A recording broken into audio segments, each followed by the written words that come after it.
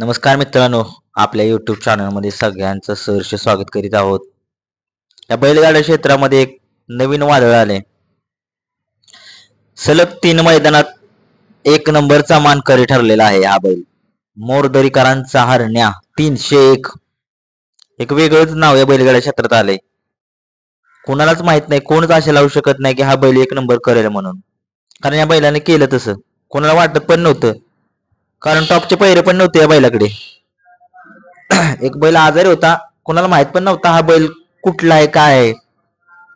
अचानक एक उंची खूप मोठी आहे या बैलाची, मोरदरीचा हरण्याची. अचानकच मैदानात येतो हा बैल, गट पास करतो, सेमी पास करतो आणि फायनल पण पास करतो. कुणालाच कळत नाही नक्की हा बैल काय काय असं या बैलामध्ये आहे. काहीतरी वेगळेपणाच असणार आहे या बैलामध्ये. एवढं स्पीड लागते या बैलाला. रथी महारथी हरवले त्याने या बैलाने. वयाने खूप वयाने मोठा असेल तो, हाईट पण त्याची जास्त आहे. सलग 3 मैदानात एक नंबरचा मानकरी हे पॉसिबल नाहीये, कारण रथी महारथींना या बैलाने हरवले. या बैलामध्ये एक गरीबाचा बैल आहे हा. गरीबाच्या बैलाला खरंच जे पळतो तो पळतोच, ज्याला पळतो त्याला पळतोच म्हणायचं असतं. कारण बैल पळला तर मालकाचं नाव होत असतं. बैल जर नाही पळला तर मालकाचं नाव होणं शक्य नाहीये. पण असो, काल एक मैदान झालं. आपला रुस्तम इंदे केसरी होता शेजारी. शेजारी म्हणजे पब्लिकने गाडी लागलेली.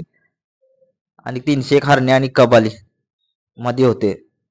आणि ते एक नंबरचे मानकरी झाले. हरणे आणि कबाली. हरण्या 301. त्यांना खूप खूप शुभेच्छा. आणि आमचा लाडका बाकासूर कमबॅक करेलच. आणि आज सर्जा निंबाळकर सरांचा सर्जा आज पळतोय वडगाव मध्ये.